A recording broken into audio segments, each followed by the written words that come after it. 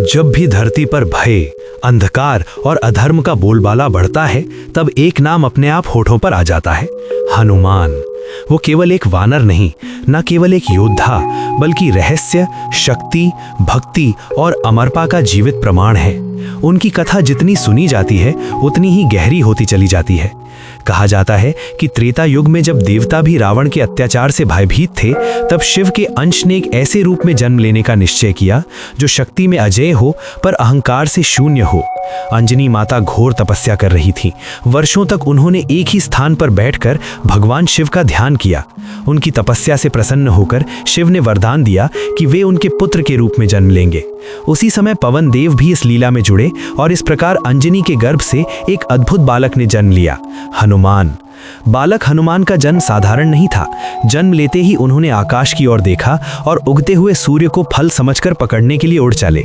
देवताओं में हड़कंप मच गया। इंद्र ने वज्र से प्रहार किया, जिससे हनुमान मूर्छित हो गए। पवन देव क्रोधित हो गए और पूरे संसार से वायु को रोक लिया। प्राण संकट में पड़ गए।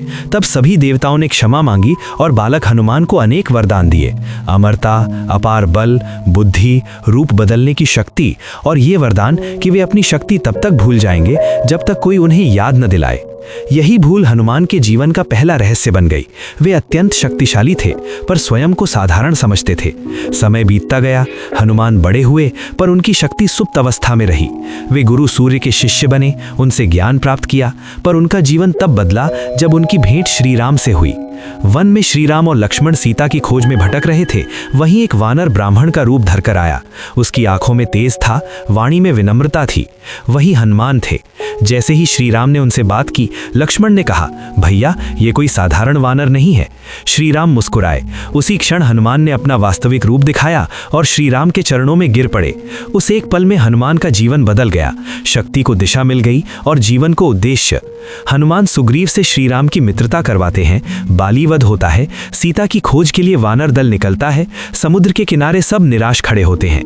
तब जांबवान हनुमान को उनकी भूली हुई शक्ति याद दिलाते हैं। उसी क्षण हनुमान के भीतर सोया हुआ महाबल जाग उठता है। ये वो क्षण है जब एक सेवक देवत्व को छू लेता है। हनुमान समुद्र को लांघते हैं। मार्ग में सुरसा, सिंहिका जैसे रहस्यमय रहस्य आते हैं, पर वे सबको पार कर जाते हैं। लंका पहुंचते हैं, सोने की नगरी, रावण का साम्राज्य। वहां हर कदम पर माया, भय और मृत्यु है। हनुमान लघु रूप धारण करते हैं। अशोक वाटिका में सीता को खोज निकालते हैं। माता सीता की आंखों में आंसू हैं, पर हृदय में राम का नाम। हनुमान उन्हें श्री राम की अंगूठी देते हैं। वो क्षण भक्ति का शिखर है। सीता का संदेश लेकर लौटते समय हनुमान स्वयं को पकड़वा देते हैं। रावण सभा में उनका अपमान करता है। पूंछ में आग लगवाई जाती है, पर वही आग लंका को जलाकर राख कर देती है। ये केवल लंका का दहन नहीं था, ये अहंकार का दहन था। युद्ध आरंभ होता है। हनुमान एक नहीं, अनेक रहस्यमय रूप दिखाते हैं। कभी वे पर्वत उठा लाते हैं, कभी राक्षसों की पूरी सेना को तहस नहस कर देते हैं। जब लक्ष्मण मूर्छित होते हैं, तब संजीवनी बूटी का रहस्य सामने आता है।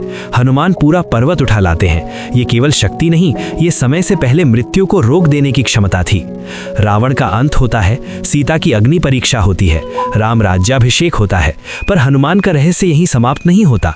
जब राम उन्हें वरदान देना चाहते हैं, तब हनुमान कहते हैं, मुझे कुछ नहीं चाहिए, बस जब तक राम कथा चले तब तक मैं जीवित रहूं। यही कारण है कि हनुमान अमर है। कहा जाता है, आज भी जहां राम कथा होती है, वहां हनुमान सूक्ष्म रूप में उपस्थित रहते हैं। कई संतों ने दावा किया है कि उन्होंने हनुमान के दर्शन किए। हिमालय की गुफाओं, जंगलों और तीर्थों में आज भी उनके होने की कथाएं प्रचलित है। हनुमान केवल भूत प्रेत से रक्षा करने वाले देव नहीं है, वे भय के उस पार जाने की शक्ति है। जो उनका नाम लेता है, उसके भीतर का डर जलने लगता है। यही उनका सबसे बड़ा रहस्य है। वे बाहर नहीं, भीतर प्रकट होते हैं। कहा जाता है, कलयुग में हनुमान सबसे शीघ्र प्रसन्न होने वाले देव हैं। उन्हें ना आडंबर चाहिए, ना दिखावा, बस सच्चा नाम और निष्ठा।